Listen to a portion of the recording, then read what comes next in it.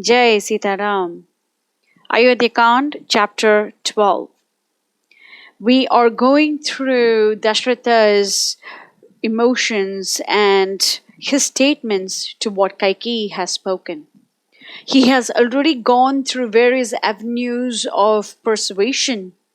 And in the previous section, we saw how he says, how is Sita going to live after she hears about two very sad news, and that is the death of Dasaratha himself and the banishment of Rama into the forest?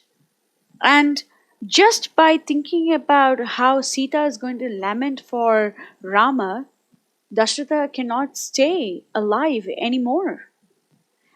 And then he asks Kaikeyi, how is it possible for him to survive after Rama's exile? So Kaikeyi can go ahead and wear widow's robes and she can rule the kingdom with her beloved son. And he also gives a very beautiful analogy, as just as how there is a very beautiful, amazingly exquisite golden cup which is filled with poison. No matter how much you drink from it, a person is definitely going to die. Similarly, Kaikeyi is also very beautiful, but then what was inside of her was just nothing but poison. And because of that, Dasaratha is going to die. The other analogy is how a hunter traps a deer by playing melodious sounds. Similarly, Kaikeyi too has trapped Dasaratha by her enticing beauty. And then he says that the people on the street are going to reproach me for I have sold my son, just as how they would reproach a brahmana who drinks wine. This is certain. And understanding Dasaratha's point of view is very important because Dasaratha is speaking shastric evidence. A person is not supposed to drink wine. Especially a brahmana is not supposed to drink wine. A father is not supposed to send a son into the woods to just live there for 14 years. A king is not supposed to banish a person who has not committed any crime. Therefore, Dasaratha is stating that Kaikeyi is being very whimsical, but Dasaratha himself is not. And yet, he is the one who's trapped at the moment. We can understand that emotion from the two analogies that he has given above, that he's feeling trapped. He's completely trapped with Kaikeyi. Verse 79. Aho dukkam aho kricham yatra vachaha kshame tava dukkam evam vidham praptam purakritam ivashubham. My name will be a byword of reproach and shame in town and village. Never have I experienced such misery in these long years of my existence. As the thoughts, words, and deeds of a man shadow him faithfully from birth to birth, even so have the two boons I granted you in the far off past found me out now and to my cost. Verse 80. Chiram khalu maya pape tvam papenabhirakshita ajnanad upasampanna rajjuhu udbandhini yatha. Ah, woe unspeakable, a wretched sinner, I have clasped to my bosom through these livelong years, all ignorantly, a very fiend in human shape. I knew not that I had taken death into my house. I preserved with pious care the rope that is to be my halter now. So, this is another analogy. The analogy is that just as how a person is taking care of a rope, which is ultimately meant for the hangman's noose. Verse 81. Ramamanas-tvaya sardham mrityum tvanabhilakshaye balo rahasi hastena Krishna sarpam ivasprisham. Far and near did I seek for my fate. I invited it an honored guest to my house. I lavished all of my love and affection upon it. I had no eye for any other, no honor was too high for it, no service too low for me, and the end is near when the guest will redden my hearth with my heart's blood. As an innocent child that caresses the terrible fangs of a cobra, I have been fondling you all along. So he calls her as equivalent to a hangman's noose. He calls her like a cobra. Sarpam iva. It is not just any sarpam, it is Krishna sarpam, like the black serpent, which is a cobra. Verse 82. Verse 82.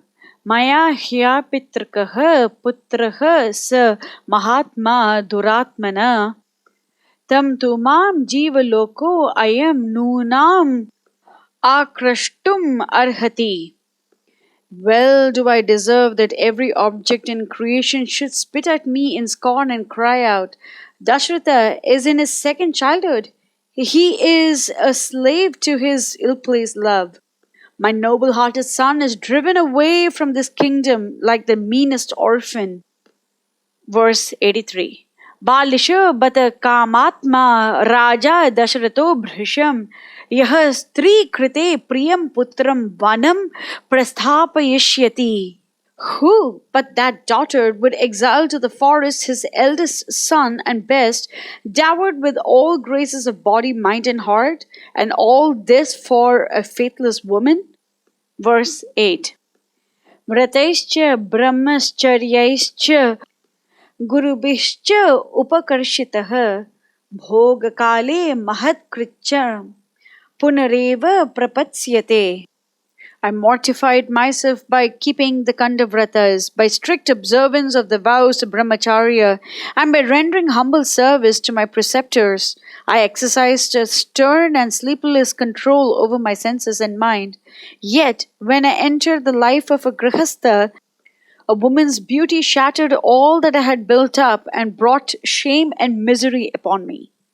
So, Dasaratha is saying that he is very stern and very strict in his adherence to principles and in his dharma following and things like that. So when he was in brahmacharya vrata, he was very strict about everything, but then right now that he's in the grihastha he's calling it as a bhoga kale. During the period of enjoyment, even though he's still very subservient to his preceptors and he's still reading a lot of Vedas and things like that,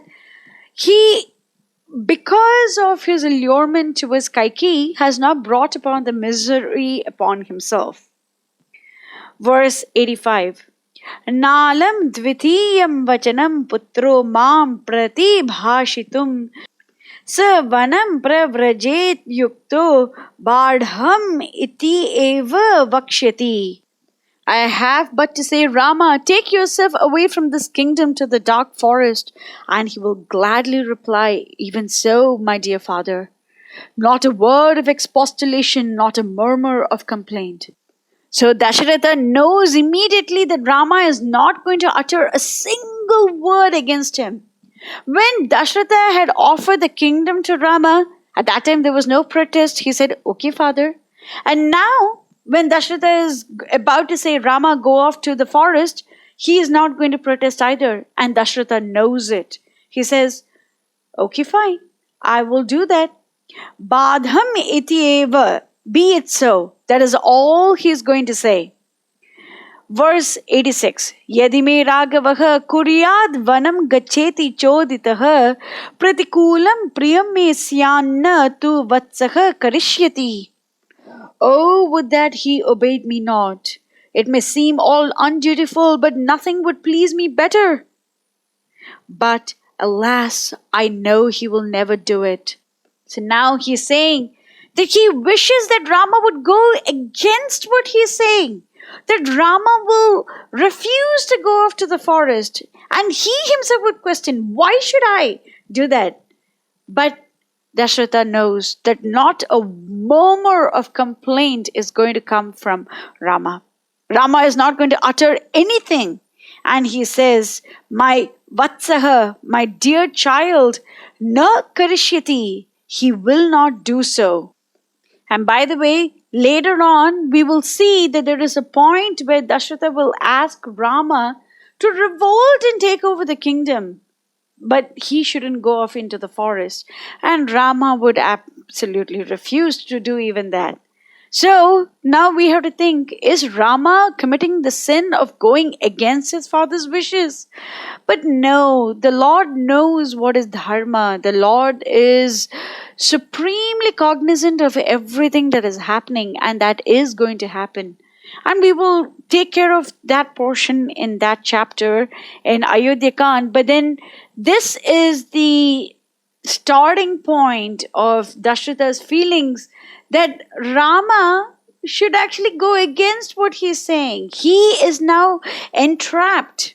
He is like a deer in the nets of the hunter. He has clasped the hangman's noose. He is clasping the cobra. He is doing so many things. But Rama still has the choice to obey his father or not. But unfortunately, Rama is going to obey his father. He is not going to say, "No, father, I am not going to go to the forest." He is not going to say that. But Dasaratha is wishing, "Oh, Rama, please go against what I am saying. Please, you do not go off to the forest. I want you to be comfortable in the palace. I want you to stay here." But alas, Dasaratha knows that Rama is not going to do that. Verse 87. Shuddhi bhavo hi bhavam me na tu jnasyati ragavah savanam pravraje tyukto bhada vityeva vakshyati. He is the soul of candor, but sees his reflection in mine. He will take my order of banishment in dead earnest and obey it to the very letter. Dasaratha is saying, I know that Rama is Shuddha Bhavaha. That means he is completely pure-minded. So he is the soul of candor. And he will not go against what Dasaratha is saying. Because Dasaratha has already promised Kaikeyi that he is going to fulfill her two boons. So how can Rama go against what Dasaratha had already promised? Rama is not going to do that. And therefore, having been told that he is supposed to go off to the forest, all that Rama is going to say is, Badham iti eva, be it so. That's all he's going to say. And Dasaratha knows that if Rama gives that promise, he is not going to budge away from it. Dasaratha knows that even when Bharata and the others go and beg Rama to return to the forest, Rama is not going to do so.